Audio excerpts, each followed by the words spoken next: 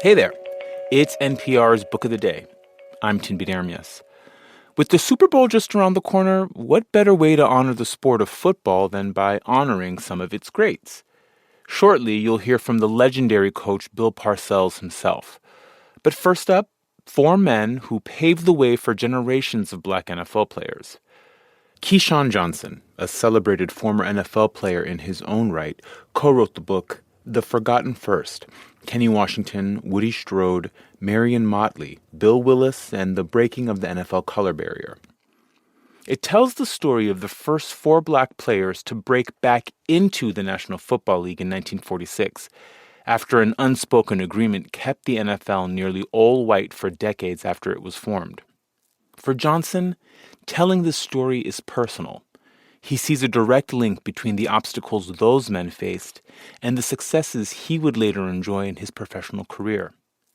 He talked about the book and why he wrote it with Morning Edition host A. Martinez. We'd like to introduce you to four men who changed American history. Now, most of us have read about Jackie Robinson, how he broke baseball's color line in 1947. But these four men did the same thing in pro football 1 year earlier. Their names, Marion Motley, Bill Willis, Woody Strode, and Kenny Washington.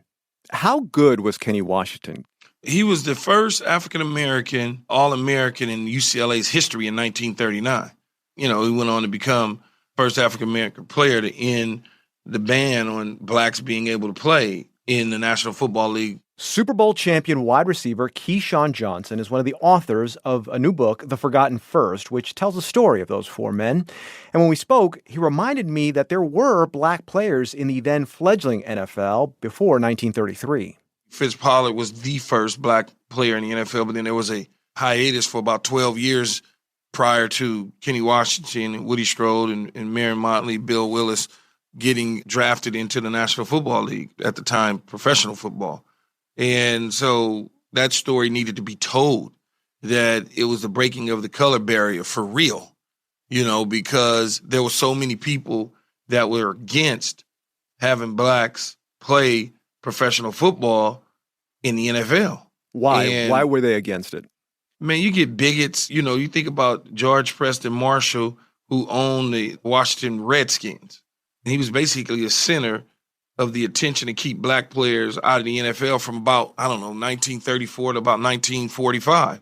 And he wanted to do that until other people stepped up and said, no, we're not doing that. To the politicians in Los Angeles got in the way of things and said, no, let's change the way we think. So the times between 1934 and 1946, do you believe there was an unspoken agreement to keep black players out? Because there wasn't anything written down anywhere, right?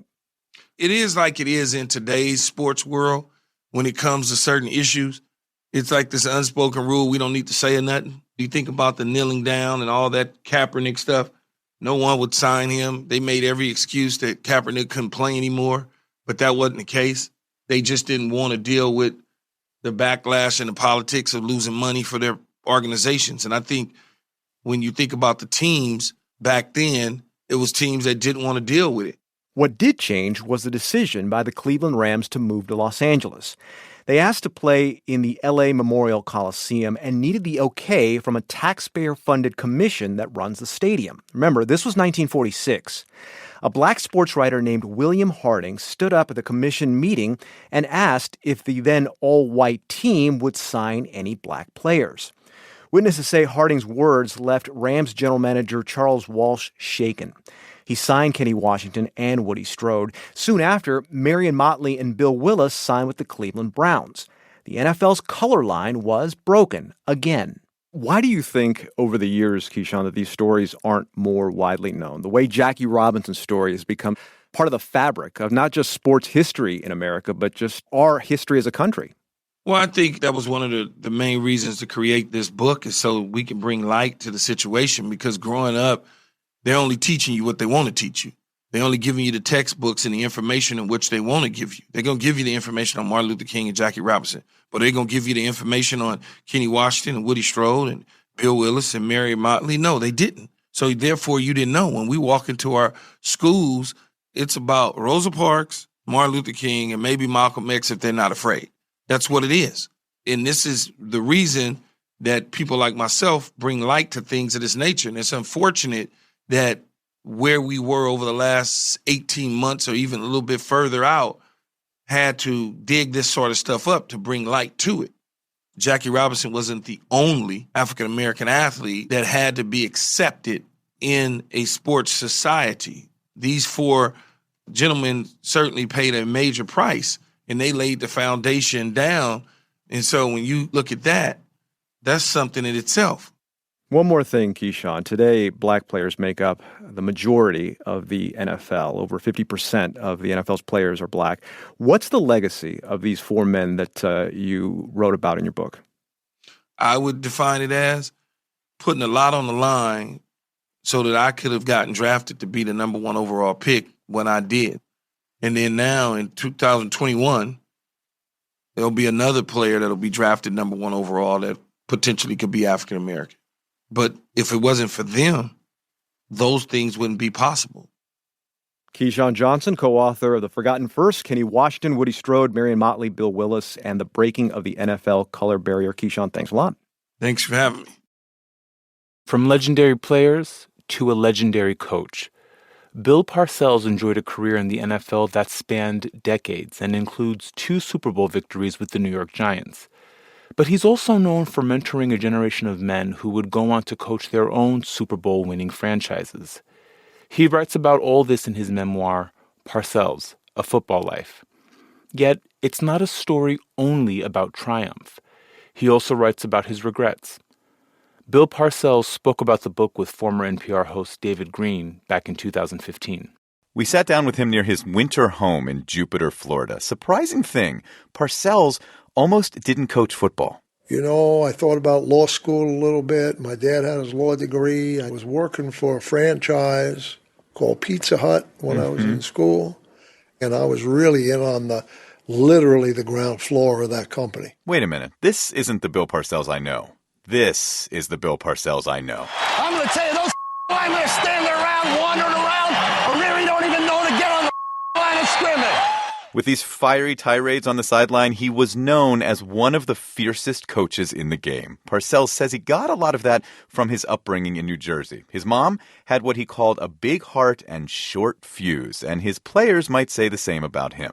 You can't be pretentious in this business. It's easily identified by the players. So you kind of have to be who you are, and yet if you're forthright and honest and trying to do the best for your team, it doesn't really matter how you deliver the message. I read, and it struck me that you weren't totally satisfied with that being the image that people were kind of left with. Well, I think when you're on television and they're seeing you on the sidelines and they see you in moments under duress and in moments where you are angry and frustrated, I think they form an opinion that's you.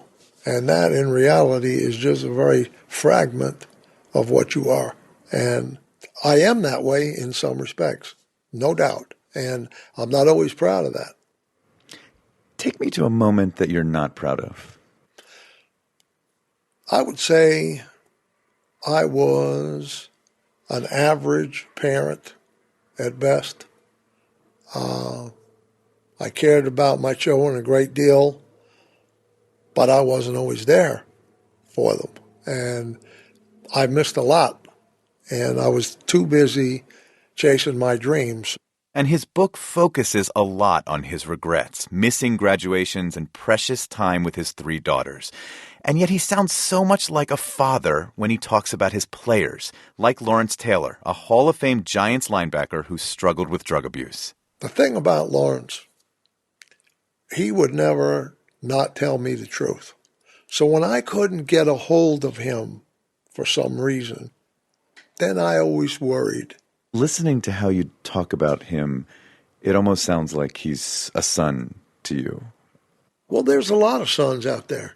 He's not just the only one. He's just he was one of the squeakier wheels. And there are a lot of them out there, a lot. But that's what this game does. People don't understand. Inside these locker rooms, those are great laboratories for human behavior. You see it all there. And it's not all it's not all what people think. There's a lot of sensitivity there. There's a lot of care in there. And those championship teams, they're kind of attached together. What about losing teams, perpetually losing teams? I don't know. I guess that's a good Really, thing. I don't know that. Now, have I been through some disappointing seasons? Absolutely. And I have had a lot of heartache games that could have meant another championship and just didn't quite get to it. In his 3 decades as coach, Parcells won those 2 Super Bowls with the Giants, but the sweetest moment in his career, he says, was the game that got the Giants to the big stage the second time. We won the NFC Championship in 1990 against the San Francisco 49ers with 3 seconds on the clock.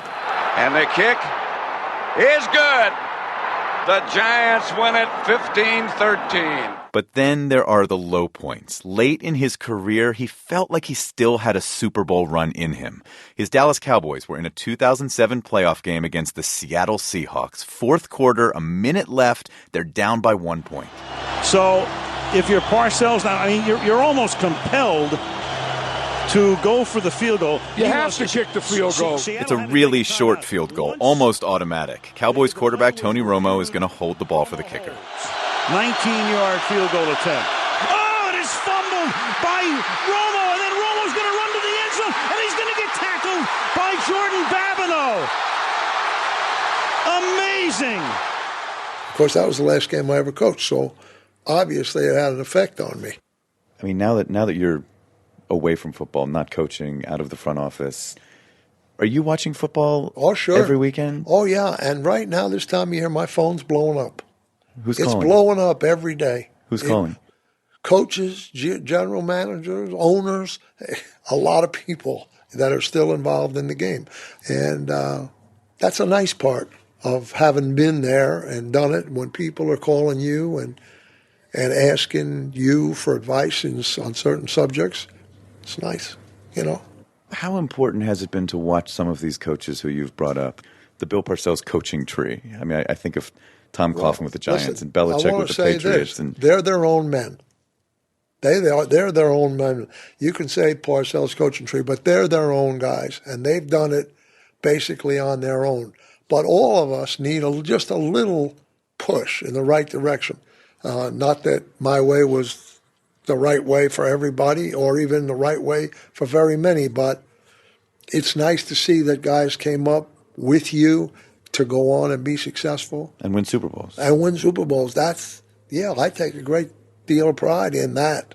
And when Bill Belichick, a member of that Parcells coaching tree, leads the New England Patriots on Sunday against the Seattle Seahawks, going for his 4th Super Bowl title, you can understand what's on the line just by listening to a speech from Bill Parcells.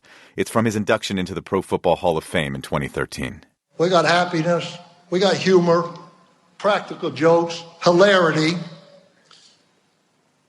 success, achievement, and then we've got that momentary time of exhilaration where you hoist that championship trophy over your head, and I don't know what happens, but some mystical blood kinship is formed.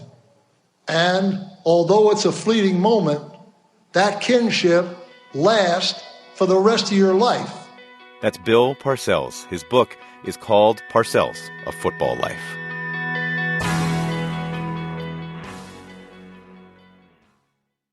And that's it for this week on NPR's Book of the Day. Let us know what you think. You can write to us at bookoftheday@npr.org. I'm Tinbit Ermias. This podcast is produced by Isabella Gomez Sarmiento and edited by Megan Sullivan. Our founding editor is Petra Mayer. The show elements for this week were produced and edited by Kai McNamee, Matthew Sherman, Martin Patience, Adam Rainey, Gurjit Kaur, Rina Advani, Shelby Hawkins, and myself. Beth Donovan is our managing editor. Thanks so much for listening.